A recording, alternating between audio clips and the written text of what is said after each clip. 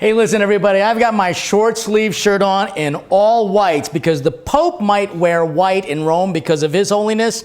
I'm wearing white because I'm going to be hands and knee deep into this pasta dough, coming fresh, live here on EWTN's Savoring Our Faith.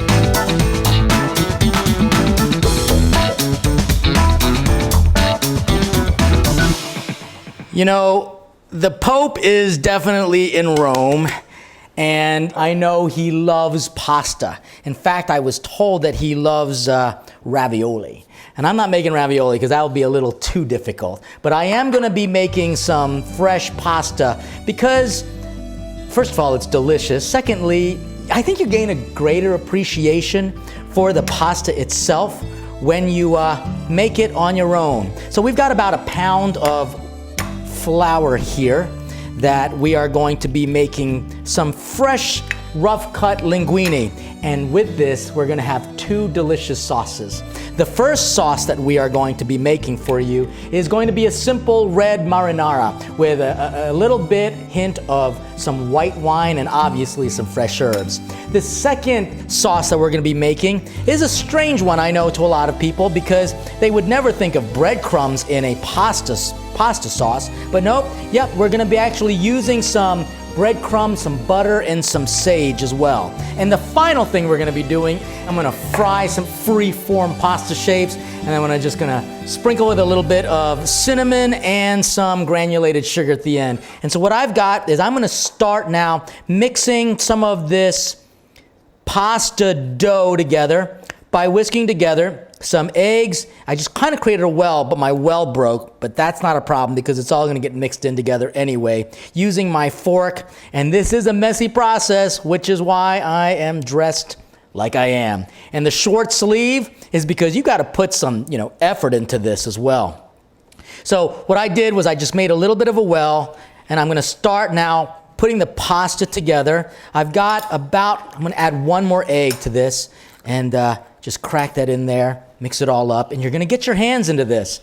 And I think one of the things that we have become, at least in, a lot of developed nations, is we've become very spoiled. We have everything kind of handed to us on a silver platter. Maybe not a silver platter, but already a plated dish where you don't even sometimes know where you get these dishes from.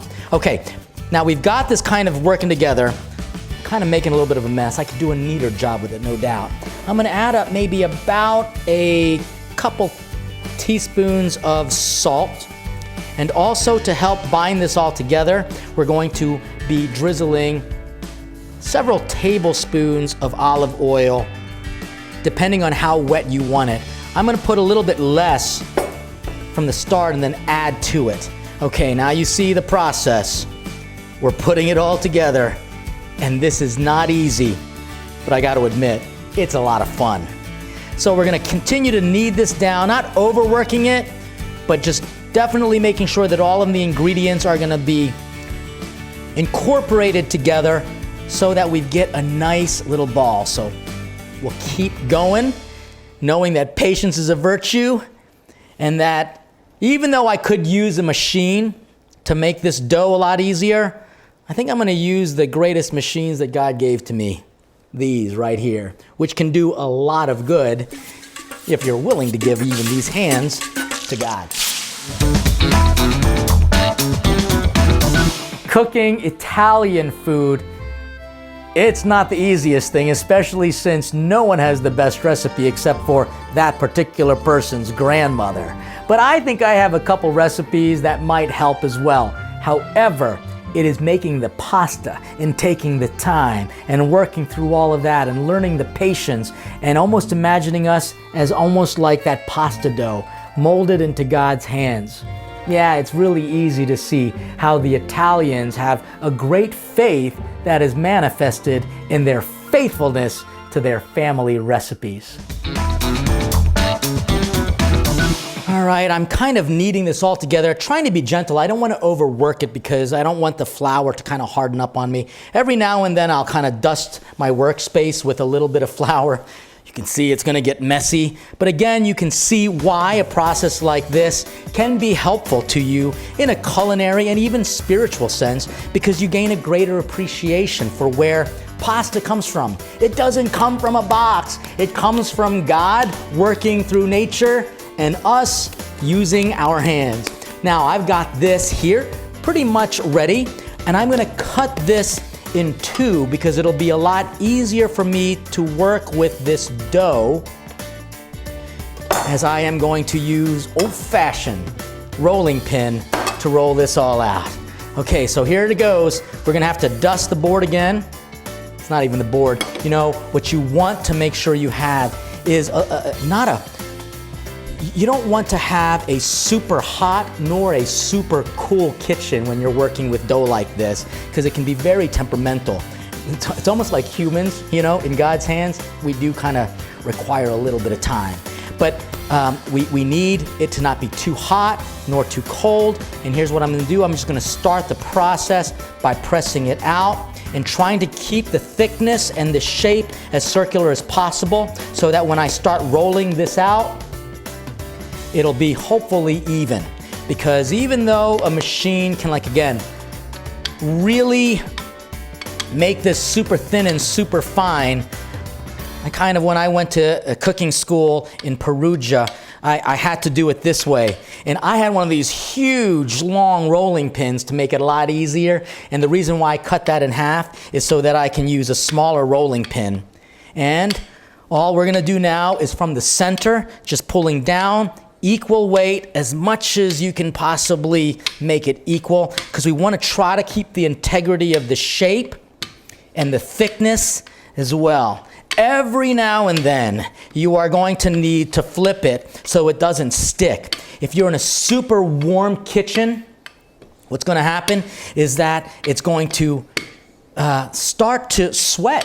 You know, and this, like me, starting to sweat. But what you don't want this to do is to kind of let the oil or the liquid that comes from the egg, how shall I say, get too warm to the point where it'll begin to, you know, like I said, with sweating, because it'll make it very difficult to work with this. So here's what's going to happen next. I'm going to keep pressing, I'm going to be very patient, and I'm going to be even more grateful when I pray grace before meals, because I know where this came from some hard work.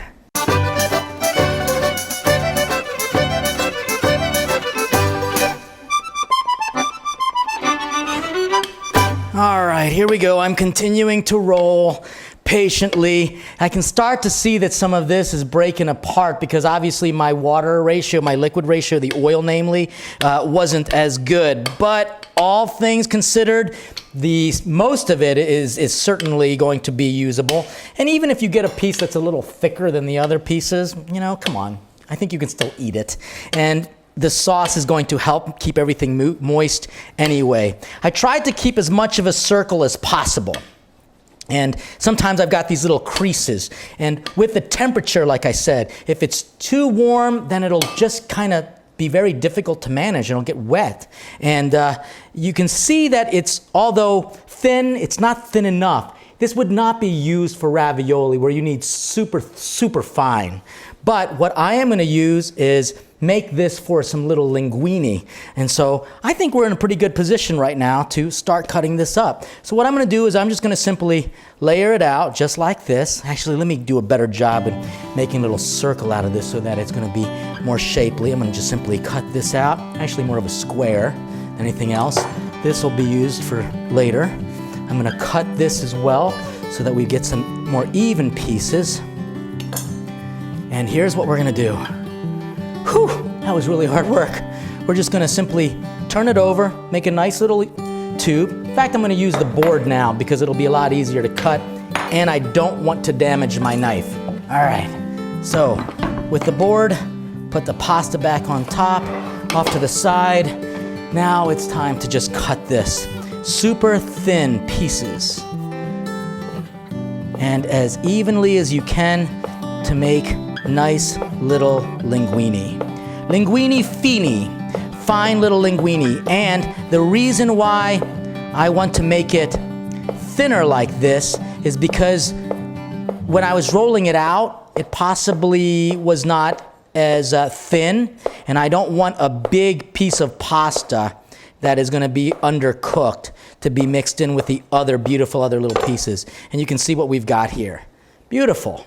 And that's what we're going to do, is we're going to keep going, cutting this all in, adding just a little bit of flour to it, putting this in the refrigerator, and then I'm going to make some awesome sauces.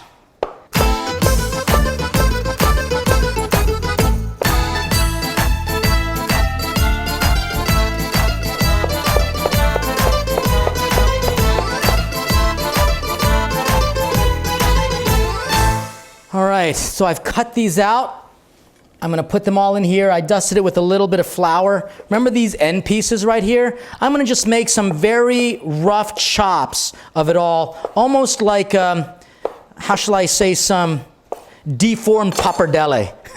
Because this is gonna be really delicious, even if I just fry them up. So nothing goes to waste, even if it's an imperfect shape. But I'm gonna keep these off to the side for right now. And it's got it in the refrigerator. I'm gonna do a quick little clean up because cleanliness is next to godliness, even though I'm probably a complete mess myself. But we're gonna be making some sauces next. I lead a lot of pilgrimages to Italy, and particularly to the eternal city of Rome where I used to live. And it's always fascinating for people to be fed in their soul by the beauty of their churches.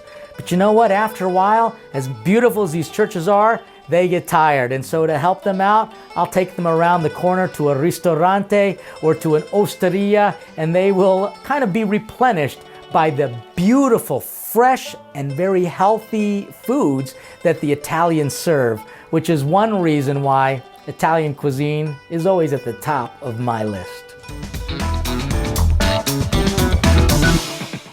All right, I'm just gonna heat up some oil because I'm gonna fry some of those free-form pasta shapes, and I'm just gonna sprinkle with a little bit of cinnamon and some granulated sugar at the end. And that's just on a low heat, so that can get pretty hot because the pasta is gonna cook super quick. And the pasta water is already boiling. I'm not gonna salt it because I want to control the amount of salt that's gonna go into the sauces itself. And we're gonna do two sauces all at the same time. So let's get these pans going right now, so that I get them hot enough. The sauces I'm gonna make are traditional, but with a little unique spin. First is gonna be a form of a marinara, but I'm gonna use different herbs as well. And I'm gonna get some cheese as well, some garlic, some butter. It's all gonna be good. It's gonna be blended together, and it's not blended, but basically cooked all together, and a little bit of olive oil, and then of course white wine to kind of help smooth everything out, and then some sauces. So into this pan, a couple tablespoons of olive oil. Let's now just get some garlic pressed, minced, and sauteing. With these sauces, again, it's gonna definitely help flavor the noodle, but also kind of, how shall I say, give it some unique life. If you think about a pasta dough, it doesn't taste like anything, although it will, you know, it does have a flavor to it, but it's a very neutral flavor, so to speak. And it really depends on what you put into it. And so a lot of times people might even put in some water that's infused with spinach juice or tomato juice, and that's where you get those pastas that are kind of decorated in different colors and such because of what they put into it. We are kind of like pasta dough in the hands of God. Whatever you put into it is what you're gonna get out of it.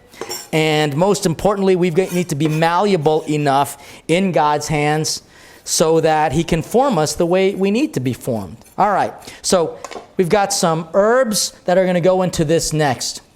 I'm just gonna use a little bit of basil, do a little chiffonade of basil, and then also just some oregano, and then some flat leaf parsley.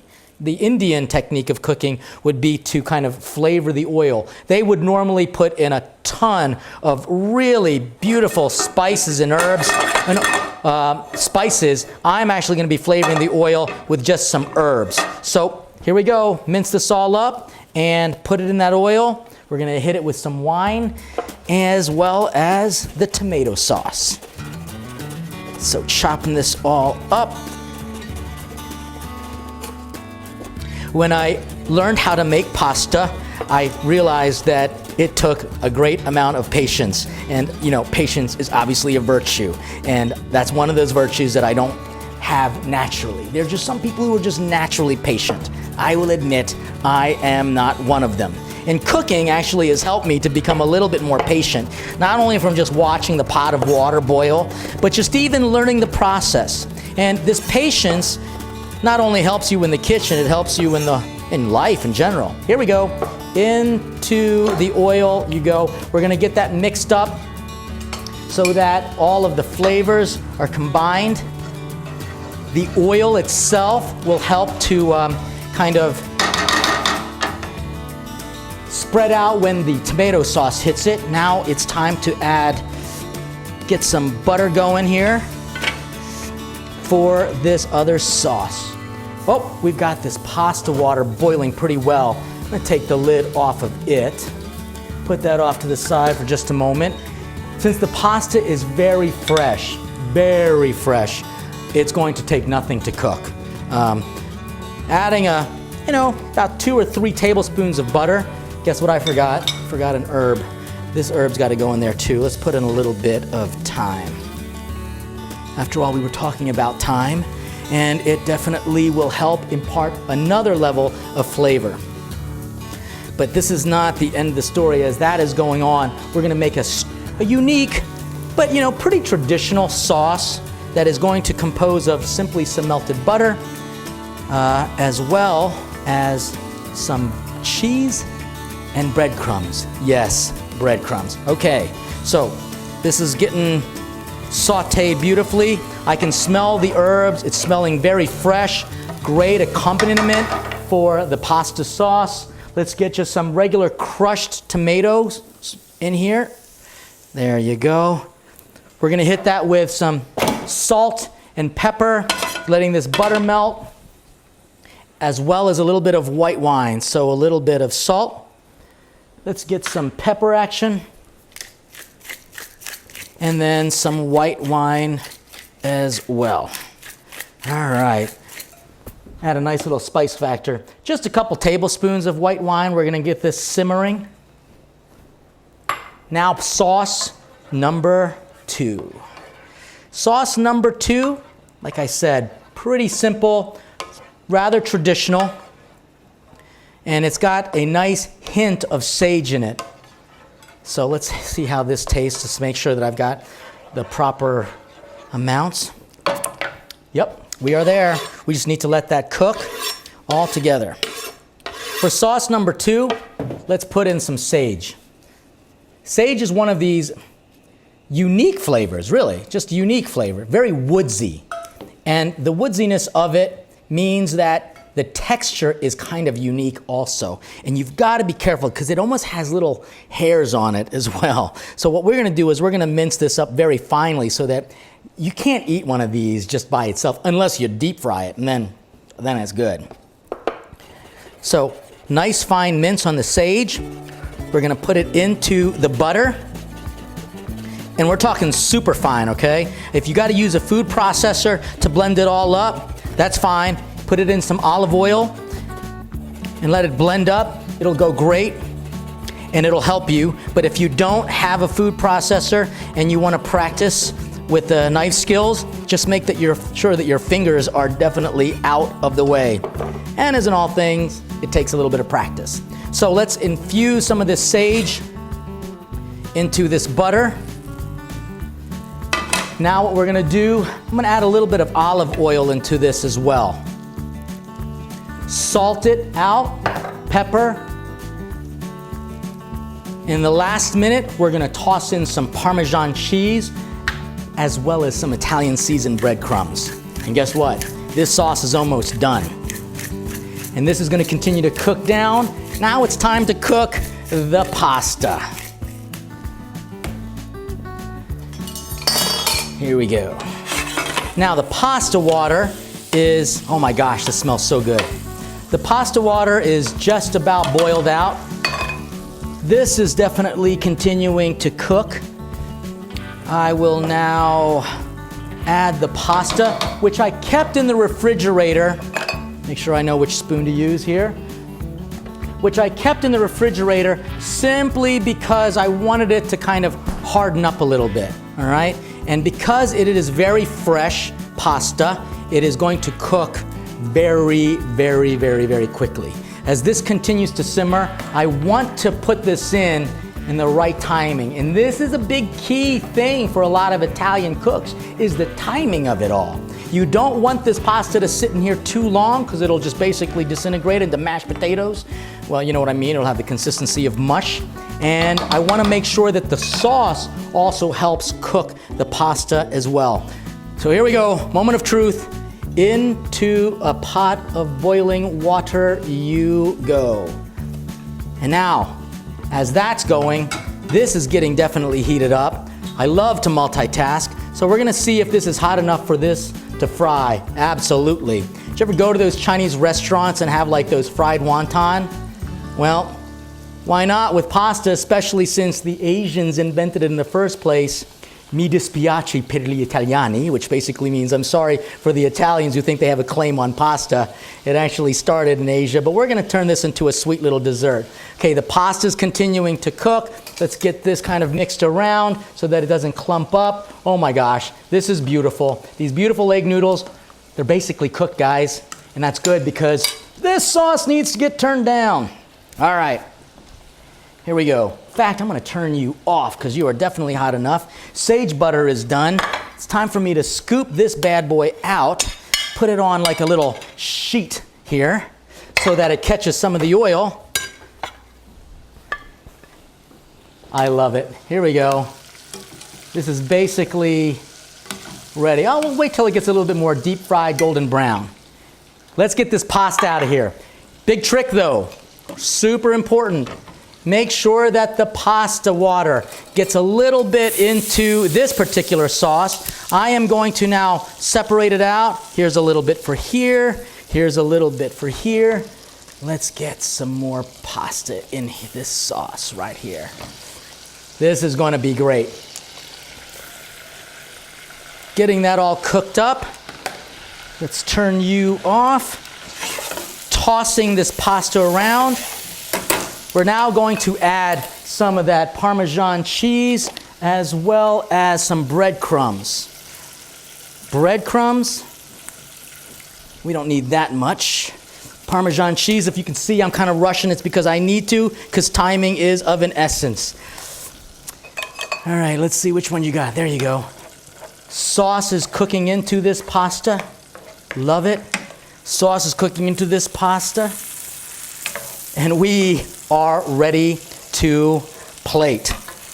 Off, off, and off you go.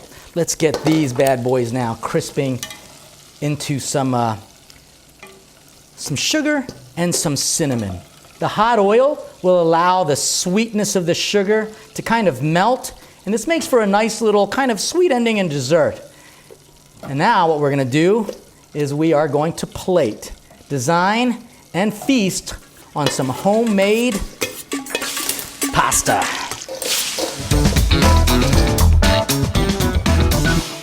Italian food is actually universal food because a primary staple for the Italian meal is going to be that pasta. And what's interesting is that that pasta originated from Asia, from China in particular. And you can just see how this simple noodle has an almost universal international flair. So in a bowl of pasta, even though the Italians kind of claim that fame, we know that there are noodles around the world. In fact, for us Filipinos, it's important that we eat a big noodle dish or a long noodle dish at celebrations to show the length of that noodle is kind of like the longevity of God's blessing for us. All All right, now it's time to plate. We're gonna have a little duo of pastas on one plate. Not only will it make for a very beautiful presentation, it will also kind of wake up the taste buds. Fresh pasta, not easy to come by because people are so impatient, they would rather just simply, go for the pre-made stuff. This is super healthy. There were no preservatives whatsoever, and you're definitely going to experience the unique flavors, not only from this very simple, let me get this cleaned up. That's a way to clean it up. The simple flavors from this tomato sauce, but also a nice textural component from this unique pasta. So we've got a duo of pastas. We've got that leftover pasta. Now remember that I kind of messed up with the free form? Not to worry. Guess what? We've got a little bit of dessert action right now. Crunchy, delicious, sweet, cinnamony. This will be awesome with a little bit of gelato. And now let's just do a little plating design. With this, we've got to put out some of those fresh herbs to show you what's in it. And I am very proud to say that even though I got very messy, it was definitely worth it. So here you go, pasta dishes coming fresh to you, and we hope you enjoy it. It'll definitely help you savor the good things that God has given to you, including the work of our hands. See you next time on EWTN's Savoring Our Faith.